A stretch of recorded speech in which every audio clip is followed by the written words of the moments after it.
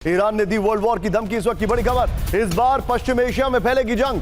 ईरानी संसद के security commission chief Ibrahim अजीजी की चेतावनी दिखाई है जरा बगल में, हम लूजर्स के खिलाफ लड़ने से नहीं डरते। अजीजी ने कहा ट्रंप की बताई संख्या से ज्यादा है अमेरिकी हताहतों की तादाद। यह बड़ी खबर है। एक और बड़ी खबर, ब्रेक करिए, दबाव और धमकी से नहीं झुकेगा ईरान। ब्रेक करिए जरा। ईरान के राष्ट्रपति पेजेशकिन की अमेरिका को वार्निंग, बुनियादी ढांचों पर हमला कर रहा है अमेरिका। यह देखिए जरा, हताशा में बिजली और पानी की सप्लाई लाइन काट रहा है अमेरिका। एक और बड़ी खबर, अमेरिका को जमीनी जंग की सीधी चुनौती। ब्रेक करिए, एयर स्ट्राइक से ईरान को झुकाना नामुमकिन है। ईरान के राष्ट्रपति पेजेशकिन की बड़ी चेतावनी। इतनी आसानी से शॉट दिखाइए विजय, इतनी आसानी से ये चीजें नहीं बदलेंगी।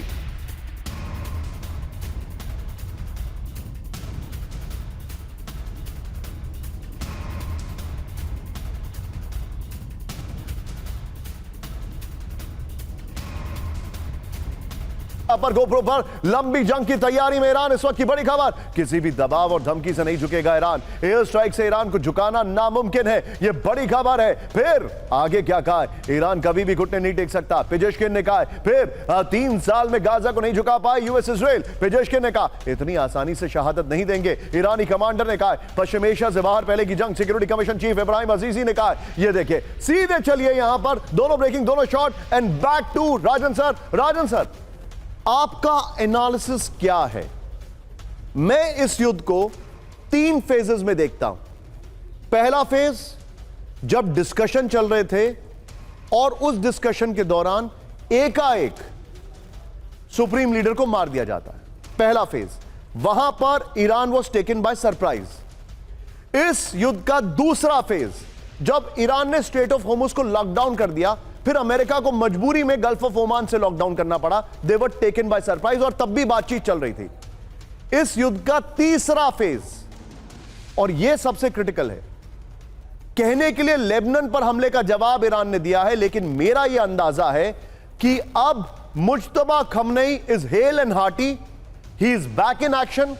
आईआरजीसी को वही कंट्रोल कर रहे हैं, और ये ट्रेडिशनल मुज्तबा खमनेई का एटीट्यूड दिखाई दे रहा है, which is resilience, pre-emptive strike और नहीं झुकना, जो उन्होंने इराक वॉर में एग्जाम्पल दिया था जब वो 17 साल के थे। Your take sir. देखिए निशांत, जो मेरे पास जो भी लिमिटेड सोर्सेस होते हैं, ईरान जानते हैं कि काफी कंट्रोल सोसाइटी है, इंफॉर्मेशन सर पहले तो आई salute you sir for this line sir.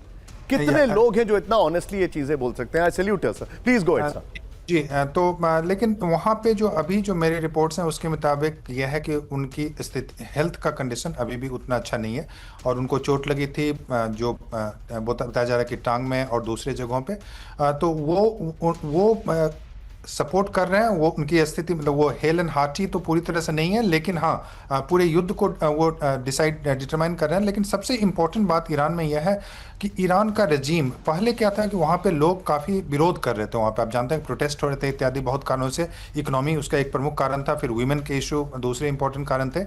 लेकिन अभी यह हो गया है कि जब से हमला शुरू हुआ इस बार, तो ईरानियन को लगता है, जो विरोध में भी थे अभी के समय, वो रैली राउंड द फ्लैग जो कंसेप्ट है कि वो अभी ईरानियन रिजीम को सपोर्ट कर रहे हैं। तो जो रिजिलियंस आपको ईरान में दिख रहा है, उसका सबसे प्रमुख कारण यह है कि जो विरोधी भी थे उनको यह लग रहा है कि अमेरिका इजराइल के बहकाने पे ऐसा अटैक कर रहा है, और वो अभी रिजीम के साथ हो गए। तो इस कारण से आप मान के चलें कि ईरान सरेंडर बिल्कुल भी नहीं करेगा। अमेरिका हमला कर सकता है, उसकी क्षमता को हम डाउट नहीं कर रहे हैं, लेकिन वो अचीव अपने ऑब्जेक्टिव्स को नहीं कर सकता, इसमें कोई शक नहीं। Point taken. किंग और शॉट।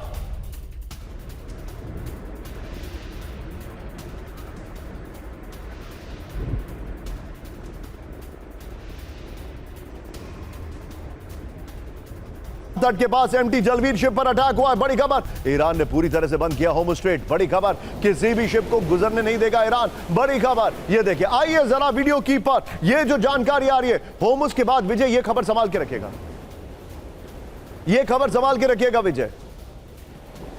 ये देखिए, आइए जरा इस खबर को संभाल के रखिएगा विजय। होर्मुज में फिर भड़की जंग, होर्मुज स्ट्रेट में कमर्शियल शिप पर हमला हुआ है। बड़ी खबर, ये देखिए, ओमान तट के पास एमटी जलवीर शिप पर अटैक हुआ है। बड़ी खबर, आईआरजीसी ने 2 शिप पर हमला किया। इस सब के बीच में एक और बड़ी खबर, ब्रेकिंग और बाइट दिखाइए जरा।